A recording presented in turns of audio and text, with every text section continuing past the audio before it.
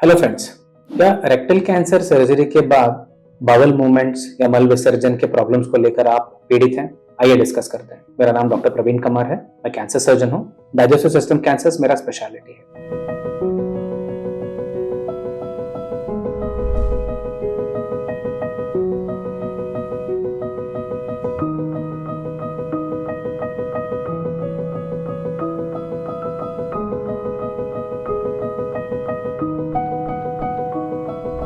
दोस्तों, इस वीडियो का डिस्कशन का टॉपिक रहेगा रेक्टल कैंसर सर्जरी के बाद जो बावल मूवमेंट्स में या मल विसर्जन में प्रॉब्लम्स होते हैं उसके ऊपर। जब हम रेक्टल कैंसर के लिए सर्जरी करते हैं जहां पे रेक्टम का मेजर पोर्शन निकलता है या पूरा निकलता है, तो जब हम रेक्टम को निकालते हैं और उसके बाद लार्ज इंटेस्टाइन को रेक्टम से जोड़ते हैं, थोड़े पेशेंट्स में हम स्टोमा बनाते हैं, थोड़े पेशेंट्स में हम स्टोमा नहीं बनाते हैं।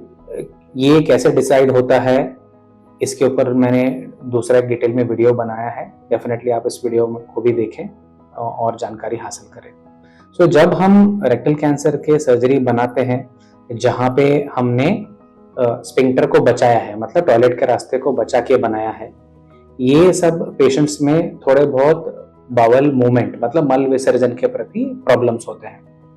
अगर समझ लीजिए ऐसे सर्जरी के बाद हमने एक टेम्पररी स्टोमा बनाया है, तो ये प्रॉब्लम्स जब हम स्टोमा बंद कर देते हैं तब पेशेंट्स को एक्सपीरियंस होना चालू होता है।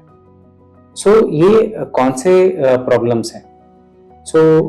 एक तो है बावल फ्रीक्वेंसी, मतलब मल का जो फ्रीक्वेंसी है ना, ज्यादा हो जाना। तो एक जो रूटीन पेशेंट है, हो सकता है कि दिन में 1 या 2 बार मल विसर्जन के लिए जाता हो या टॉयलेट जाता हो, बट रेक्टल कैंसर के सर्जरी के बाद वो सडनली बढ़ सकता है, 3 से 4 हो सकता है या 7 से 8 बार भी उनको जाना पड़ सकता है। दूसरा चीज है अर्जेंसी, मतलब जब किसी को मोशन आता है तो मल विसर्जन का मतलब जब ये नीड आता है, तब यूजुअली हम नॉर्मल इंडिविजुअल्स क्या है ना, हम थोड़ी देर के लिए इसको रोक सकते हैं, बट जब रेक्टल कैंसर का सर्जरी होता है इन पेशेंट्स में ये कैपेसिटी कम रहता है कि उसको रोक के रखें, तो इसको हम अर्जेंसी बोलते हैं। दूसरा एक चीज है इनकॉन्टिनेंस, मतलब जब गैस आता है या मल विसर्जन की बारी आती है तो इसमें से पेशेंट के जानकारी के बिना ही गैस या मल एनल कैनाल से बाहर निकल जाए, इसको हम इनकॉन्टिनेंस बोलते हैं। तो ये भी एक प्रॉब्लम हो सकता है रेक्टल कैंसर के सर्जरी के बाद। चौथा एक ऐसे सिम्टम है जिसको हम क्लस्टरिंग बोलते हैं। तो क्लस्टरिंग मतलब आपको बावल मूवमेंट या मल विसर्जन का मतलब इच्छा आएगा, आप जाओगे मोशन के लिए, आपको थोड़ा सा ही मतलब टॉयलेट पास होगा, इसके बाद आपको लगेगा कि हो गया है, बट थोड़ी देर के बाद आपको फिर से ऐसे ही अर्ज आएगा कि फिर से मोशन जाए। तो आप ऐसे ही 6-8 बार करोगे, तभी जाके आपको लगेगा कि अब पूरा आपका जो रेक्टम है पूरा खाली हो चुका है, और तब आपको जाके संतुष्टि मिलता है। तो ऐसे 6-8 बार बहुत ही छोटे टाइम में जाना, इसको हम क्लस्टरिंग बोलते हैं। तो ये भी एक इशू हो सकता है। दूसरे थोड़े माइनर जो कंप्लेंट्स है वो है ब्लोटिंग, मतलब पेट में लगना कि गैस बना हुआ है, और कई बार पेट में दर्द भी उठ सकता है खाना खाने के बाद या बिना खाने के भी उठ सकता है। और तीसरा एक और ऐसे ही इशू है कॉन्स्टिपेशन, जहाँ पे मतलब 2 दिन 3 दिन 4 दिन तक मोशन ही नहीं होना। थोड़े पेशेंट्स में ऐसे भी हो सकता है कि कॉन्स्टिपेशन या मतलब जो कब्जियत बना रहता है वो लूज मोशन के साथ अल्टरनेट हो। तो मतलब थोड़े दिन कॉन्स्टिपेशन बना रहेगा, उसके बाद लूज मोशन होगा, या सडनली 6-7 बार आपको फटाफट मोशन होगा और उसके बाद सडनली अगेन कॉन्स्टिपेशन होगा।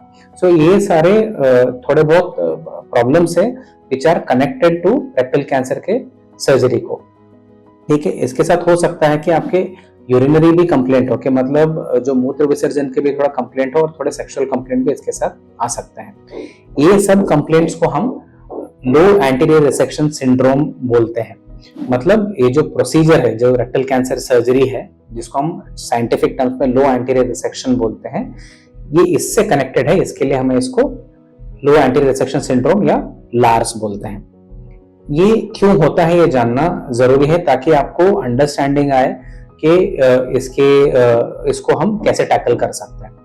तो एक तो है कि हम जब रेक्टम को काट के जोड़ते हैं तो हम इंटेस्टाइन के एक सेगमेंट को निकाल रहे हैं। तो ये जो इंटेस्टाइन के सेगमेंट है ये एक दूसरे के साथ कनेक्टेड है न्यूरल नेटवर्क से, मतलब इनके ऊपर एक नर्व कंडक्शन होता है जहां पे मैसेज पहले इंटेस्टाइन से दूसरे इंटेस्टाइन पे और दूसरे इंटेस्टाइन से उल्टा पहले इंटेस्टाइन पे जा सकता है। इससे उनमें कोऑर्डिनेशन बना रहता है, वो कोऑर्डिनेशन निकल जाता है क्योंकि हम जब रेक्टल कैंसर का सर्जरी करते हैं तो रेक्टम के साथ उसके नर्व भी कट जाते हैं।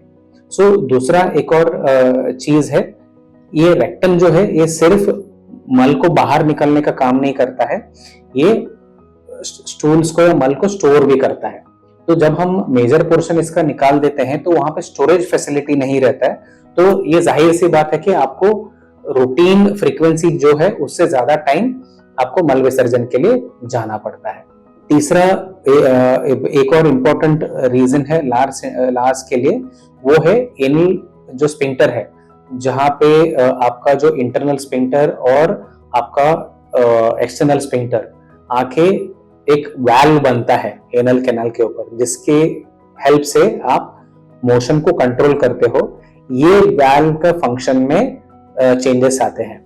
ये चेंजेस इसलिए भी हो सकता है कि ट्यूमर की वजह से, सर्जरी की वजह से, या जब हम रेडिएशन देते हैं कई सारे रेक्टम पेशेंट्स में सर्जरी से पहले, इसकी वजह से भी हो सकता है। और ये भी हमें जानकारी रखना है कि उम्र के हिसाब से ये सब फिजियोलॉजी में काफी सारे चेंजेस आ सकता है।